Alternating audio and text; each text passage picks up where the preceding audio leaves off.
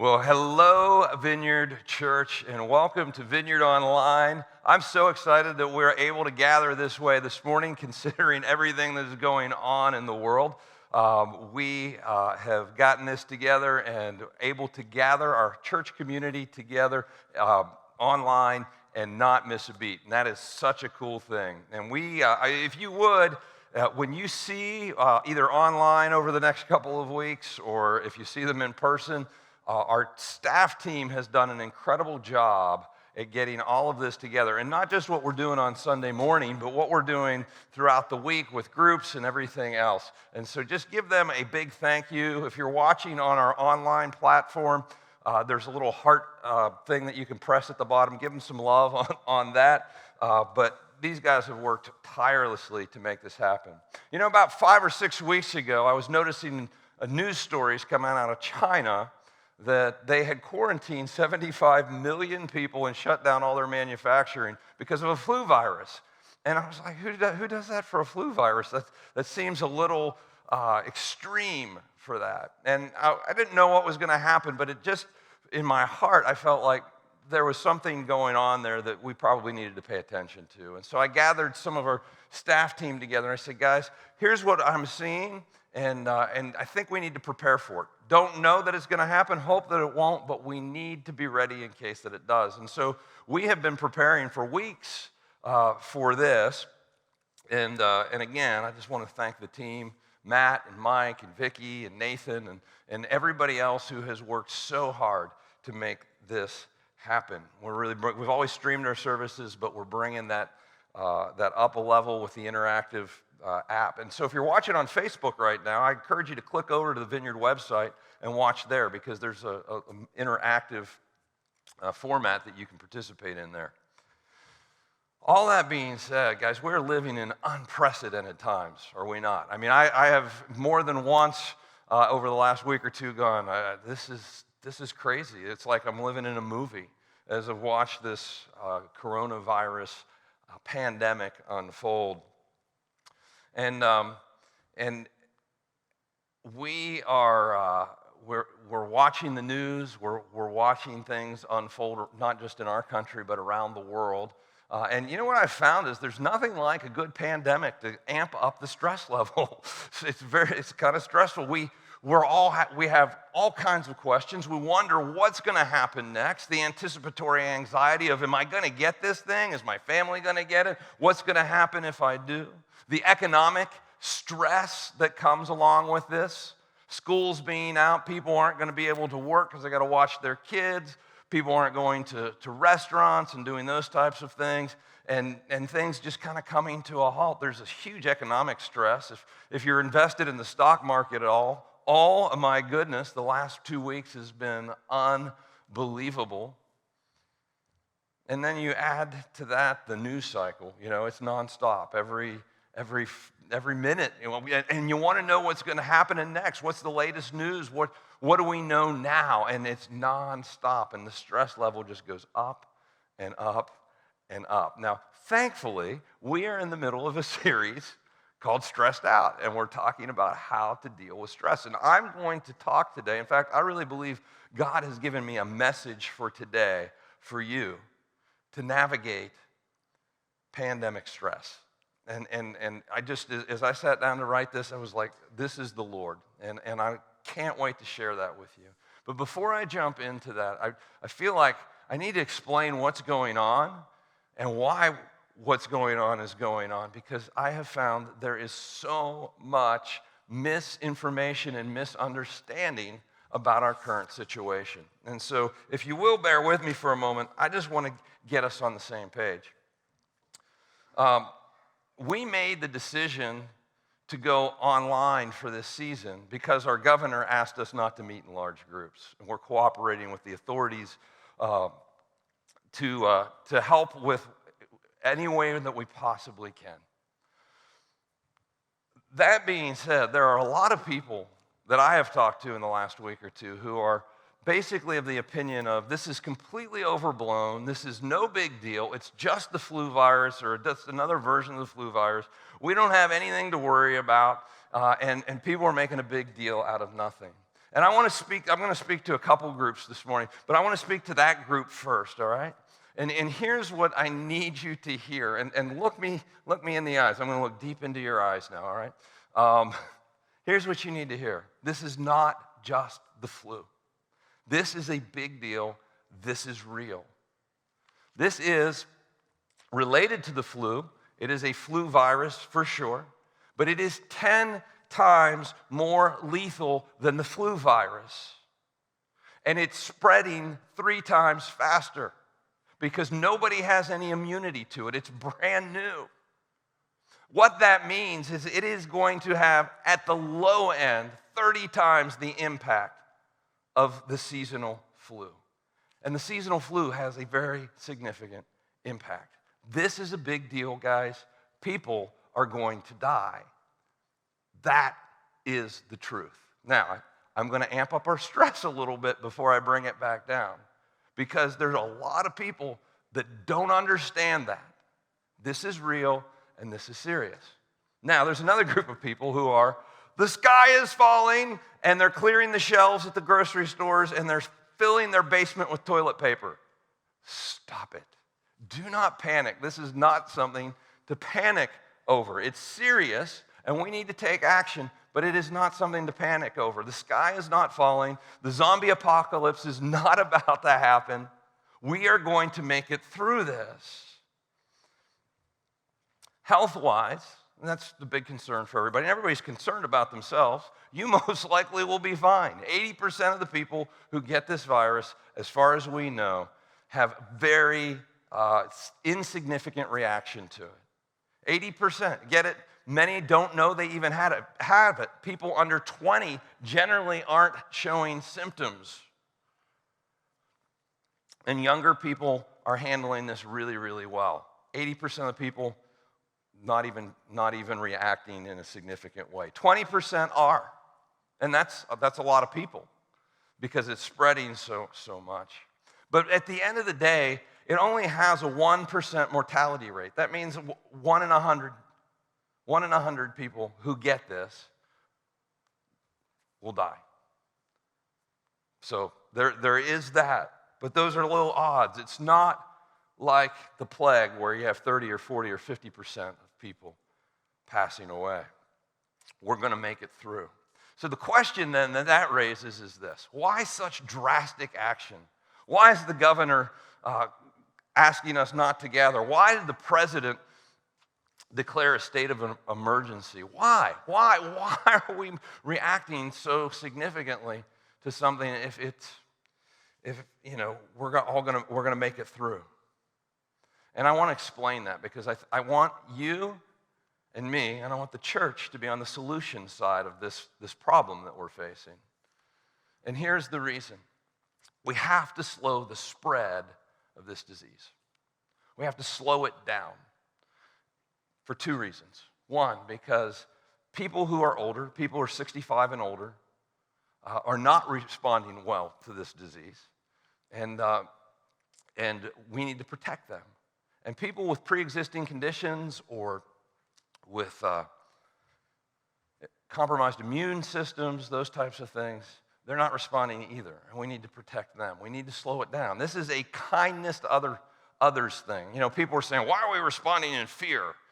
This isn't about responding in fear. I'm not afraid. I hope you're not afraid. This is about responding in kindness and love. Jesus said, love your neighbor as yourself. That's what we're doing here. But there's a second reason that is just as significant and maybe even more dramatic, and that's this. Our health system is not equipped to handle the explosion of cases that we're looking at. And so what we're trying to do is slow down the onset of the cases. And we've got some track record here around the rest of the world as to how this thing unfolds.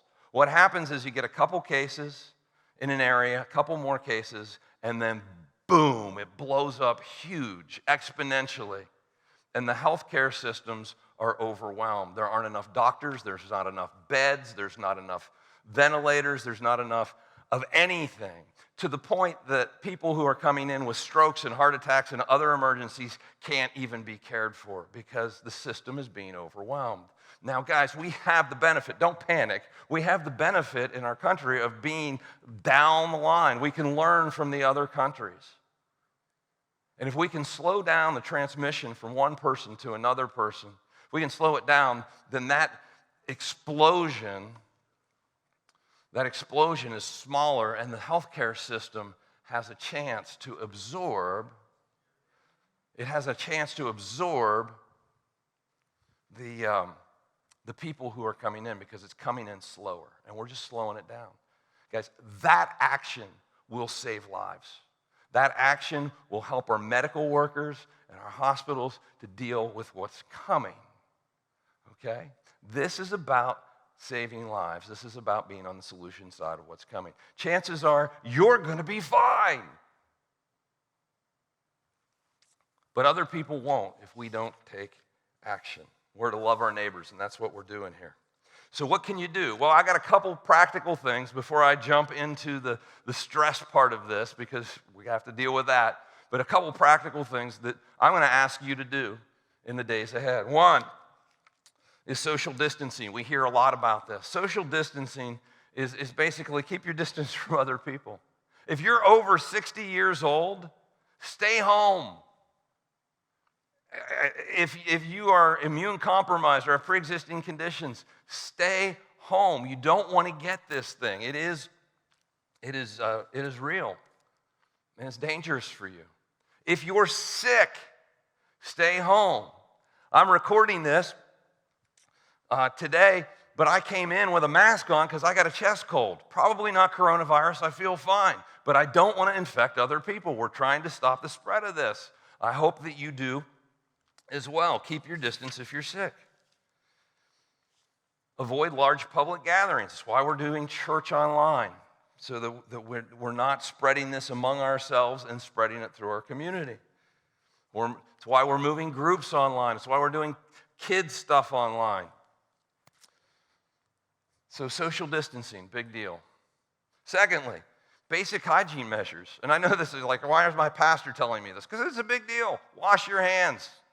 Wash your hands. It stops the spreading from one person to the other. If you got a cough, cough in your arm, wipe down surfaces, all the stuff we're hearing on TV and online. Third thing you can do is don't hoard. Don't panic. I'm all for prepping, like having some extra food in the house and supplies in case we get an ice storm or some kind of emergency. But the time to do that is before the emergency. If you do it during the emergency, what happens is that other people don't have food and other people can't get the supplies that they need. Now, here's what we've learned from other countries. The grocery stores will be stocked. The only reason we have bare shelves right now is because everybody ran to the store and panicked. Don't panic. They'll be replenished, and there'll be food and all of those things if the trend holds, and we have every reason to believe that it will. Don't hoard toilet paper. Maybe use it a little more conservatively. I had a conversation with my kids this morning. We sat down and talked about our toilet paper consumption. We needed to slow it down a little bit. But the average person uses about 1.5 rolls of toilet paper a week. And just budget that and buy what you need. And lastly, follow instructions. Follow instructions of our government leaders and the people who are in charge over us. The Bible has some things to say about that. But, you know, I get it. I'm a true blue West Virginian, and I'm kind of have libertarian leanings, and so I don't really trust the government a whole lot. I mean, I think, but in this situation, there's no room for that. This is not the time to be obstinate. This is the time to cooperate. Not because you're afraid, but because we're trying to save people's lives. And guys, if we'll do those things, we'll do our part. And if this works, we'll look back on this and go, boy, that was an overreaction. Because it will have compressed the numbers of people who are sick, and we will have done our part to help the people in our lives and the people in our community and the people in our country. Guys, that's why this decision was made to move online. That's why the decision is being made by the president and our governors and people in authority all around the country. And I need you to understand that because so many people don't right now. All right, that being said, pandemics cause stress. And chances are you're a little bit stressed out. So I want to walk you through a roadmap for dealing with pandemic stress. Stress is a fact of life. It comes at us all the time in so many forms, but how we navigate it is a choice. And I have got some good choices for us to make that will make a huge difference in your life if you do what I teach you here. So let's look at our roadmap to navigate pandemic stress. First thing is this: choose to believe God. Choose to believe God. You know, oftentimes faith is a choice. It's choosing to believe what we believe. You know, we all face fear. We all get these thoughts that'll start spinning, especially in times like this, where like, well, what if this and what if that? And it kind of spins out of control in our minds. And we are to take those thoughts captive and replace them with the truth. Replace them with God's truth. I want to read to you a scripture that is the truth. And when your mind begins to spin out of control, I want to encourage you to grab this scripture and meditate on it and recite it to yourself and take hold of the fear and stop it, hold it, take it captive and replace it with this. It's Isaiah 41:10. It says this: "Do not fear, for I am with you. Do not be dismayed, for I am your God. I will strengthen you and help you. I will uphold you with my righteous right hand." God says, don't fear because I'm with you. This is a promise, and this is a truth. God is with us. That's the truth. He says, do not be dismayed, for I am your God. You know what he's saying? I'm for you. Not only am I with you, I am for you. You don't need to be bewildered or dismayed in this time because I'm with you and I'm for you, God says. And then he says, I'll strengthen you. I'm going to give you what you need. You're going to make it through whatever you go through because I'm going to give you strength to do it. And then he says, I will uphold you with my righteous right hand. At the end of the day, God is going to carry us through. Guys, that is the truth. And we have to remind ourselves of that because we get freaked out. We're people, right? We get spooked. And we have to remind ourselves. And here's what I want to challenge you to do. I want to challenge you to memorize that verse. That's the verse for this pandemic. Memorize that verse today. Even get out a little piece of paper or whatever. Write that verse out. Take 5 minutes and memorize it and come back to it each and every day until we are through this. And then when the fear comes, take it captive. Take those thoughts captive and pull this thought out, this truth. And that'll make a huge difference in how you get through this. Write it on something and put it on the refrigerator. Put it everywhere you look. Memorize it. And may it become part of who you are. Because we have to choose when we're afraid to believe God. Second thing is this: pray hard and often. Our president has declared today a national day of prayer, and I love that. You know, in the history of our country, there have been times during the Revolutionary War, during the Civil War, when presidents have called for a national day of prayer. And if you read the history of those things, it was on those days that major events pivoted. It was on those days that things turned from bad to good. Prayer is powerful and effective, and in fact, more powerful than our social distancing and all that is God's intervention, and we need to pray for that. I want to challenge you on this National Day of Prayer to take some time, maybe a half hour or an hour. It's worth it, and you're just sitting at home anyway, so you might as well.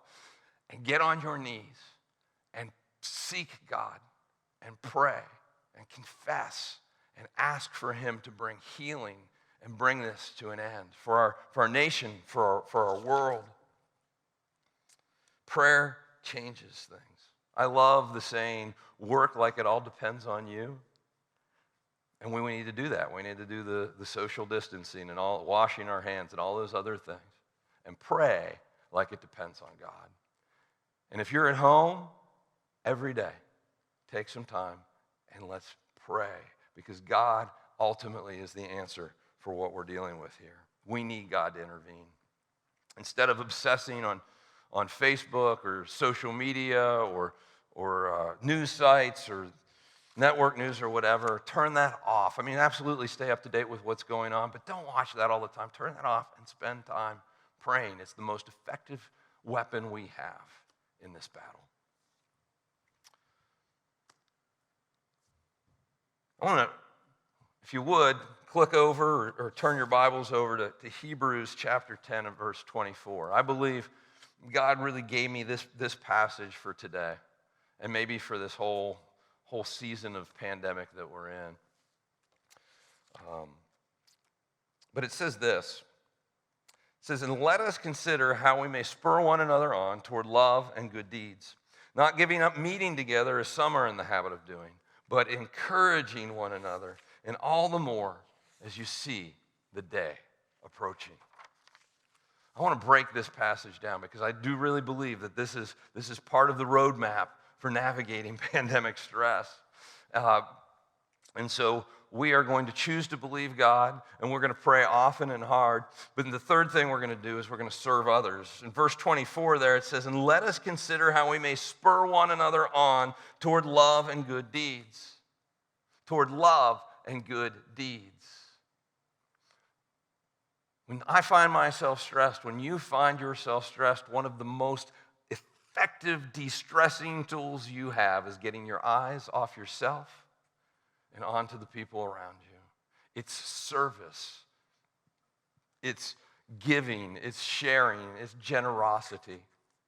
And there have been numerous studies done on this. And what they have found is serving, sharing, generosity is a more effective mood enhancer than Prozac. As far as de-stressing, this kind of life, and in this time, our temptation is to kind of circle in on ourselves and worry and focus on our own situation. But the best thing you can do in this time is to serve other people. And guys, this is who we are as followers of Jesus. Jesus said, if you want to be great, serve others. Also, if we look at the history of the church, the early church in the first centuries of the church in the Roman Empire, it was the Christians who would go into the cities that were being ravished by plague, and the Christians would go in as everybody else who could get out would get out. And they would take care of the sick and the dying, and they would bury the dead. And that's a situation that's a whole lot more deadly than the one we're dealing with. They're talking about huge proportions of the population that were dying, but the Christians were unafraid. People who say, why are we making these fear-based decisions? We're not going to make fear-based decisions. We're going to make wise decisions, but we are not afraid. And in fact, this is, I believe, the church's time to shine. We have people in our church who are older or vulnerable for one reason or the other, and I'm not going to encourage you to go into the city, so to speak. But we have people who are younger, who will largely be unaffected. And there are going to be opportunities in the weeks ahead for us to serve our community, for us to make grocery runs and emergency response and volunteer in places where people are going to need help. And guess what? We can do that. We're going to do that. We're even working behind the scenes now to get that response organized. And I hope you'll be a part of it if you can be. And if you can't be because of your age or other things that you're dealing with, that's great. You got a phone, you got a computer, make calls, check in with people. People are going to be isolated. We're going to need to minister to one another, but serve and get your eyes off yourself. In verse 25, really what it talks about is staying connected. We need to stay connected. It says, not giving up meeting together as some are in the habit of doing. Now, we're not able, and it's not wise for us to gather physically, but we can gather online. Now, I think gathering live in person is way better And when we're able to do that, we'll all come back together again and we'll do that. But in the meantime, we have the ability to gather on Sunday morning all over the Ohio Valley and really all over the country. There are people who tune in from all over the place and gather together. And I want to encourage you. I want to encourage you to do that at 9:30 and 11:15 because for a couple reasons. One, you're gathering with the church. It's not just, hey, I'm watching the sermon. It's a better experience. There's worship music, and it's the full service. But beyond that, it builds into your life this habit of gathering. We're together. And again, if you're on our website on the Vineyard Online platform, you can interact, you can request prayer. There are notes, there are links, there are all kinds of things for you to participate. I encourage you to do that. We're working at getting our groups that can go online so groups can continue. And this is so important. Don't give up meeting together. Boy, if that ever applied, it applies now. This is the time when groups need to be meeting together. But it's not wise to get together in person, so let's go ahead and do that online. And you'll be hearing from your group leaders and all that. And hey, if you are a group leader and you haven't gotten up to speed on this yet, hear my heart. If you're technologically impaired, I get it. I get it. Push through for your people, for the people in your group, and for your sake. We need to be together in this time. Another way that you can connect and stay connected is through our new Facebook group page. This is different than the Vineyard Facebook page. This is a group page. It's called Vineyard Church of Wheeling Group.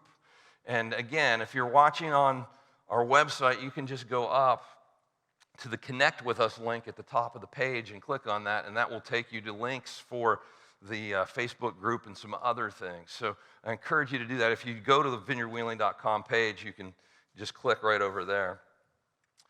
Also, we have a podcast, and I'm going to encourage you to use that too if you're a podcast kind of person.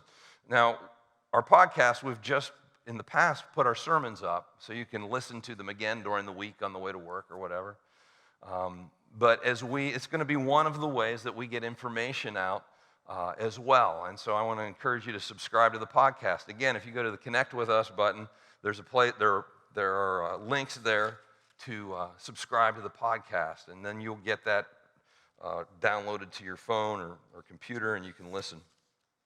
And we're going to be discussing different things that are going on in the community, and it's just a way to mobilize and stay connected. So stay tuned with that. At the end of the day, though, we need each other. We need each other now more than ever. All people need people. And we live in such an amazing time as far as technology is concerned that we could actually stay connected. And guys, please stay connected in all of these ways, And here's what we know. Relationships, connection, talking, having conversation with friends, praying together, all of those things reduce stress. They all reduce stress. And they help us to remind each other who we are, whose we are, that we're going to be okay, what we need to be about during this time. And it will make your life better.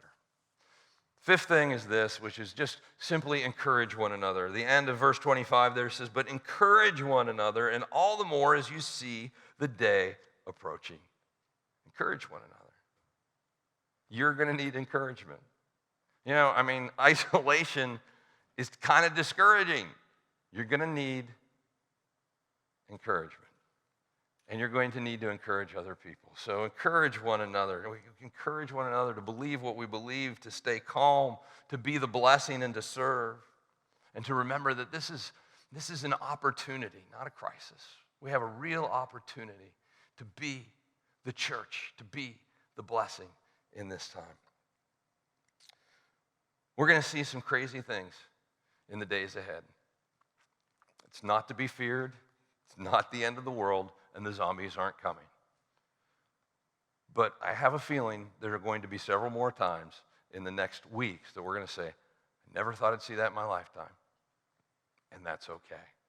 We're not going to just survive all of that. We're going to thrive in the midst of it if we do these things. See, dealing with pandemic stress, if we choose to believe God, if we pray hard and often, if we serve others, if we stay connected, if we encourage one another, I'm telling you, the stress level comes down, the fear level comes down, and we become light in the darkness. We become calm and peace in the panic. And guys, God has plans for us in all of this. He has plans for you. And you got to stay calm, and you got to keep your head, and you got to have that peace of God. And this is the roadmap for that. And then not only will you survive the stressful situations, you'll thrive in the midst of it. You know, I have a sense that there are some folks who are tuned in today because you're wondering what the church is going to say about this, and maybe you're afraid, and I hope that this message hasn't made you more afraid. This is a message of hope, but it is a sober message of hope. It's a message of reality. But you're afraid. And maybe you're wondering what God has to say about all this. And here, at the end of the day, what God has to say about all this is that he wants to have a relationship with you. God, in the midst of all of this, still loves you. He made you to love you. He's been pursuing you since you've been born. And he loves you so much that he sent his only son, Jesus, 2,000 years ago to die a criminal's death on a Roman cross because the payment for everything you've done wrong was death. And he stood in your place so that it can all be forgiven, so that it can all be washed away, all the shame and guilt and everything else washed away, and so that you can have a relationship with God. And if you want to navigate this time well, you need to get right with God. And that's really simple. It's not hard, it's not complicated. It's just coming to God and saying, God, I want to come home. I want to be part of your family.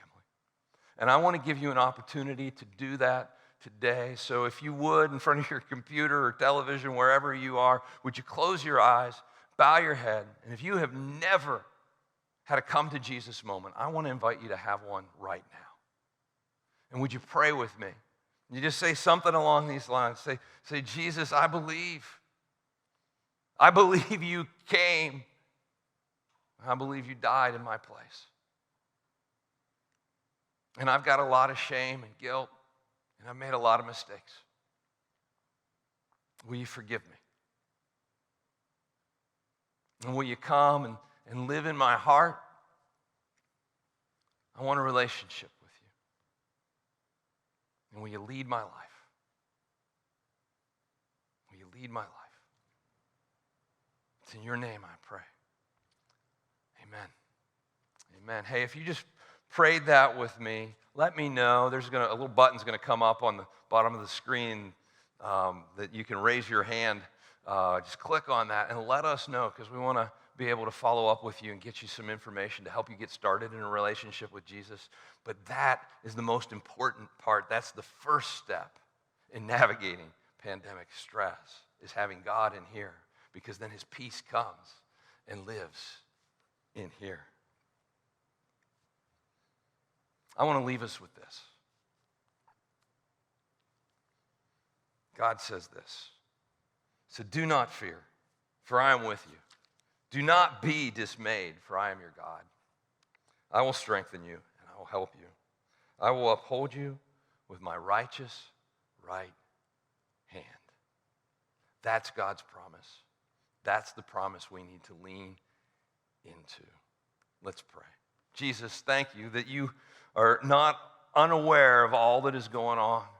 God, that you love us and that your hand is upon us and that you promise to carry us.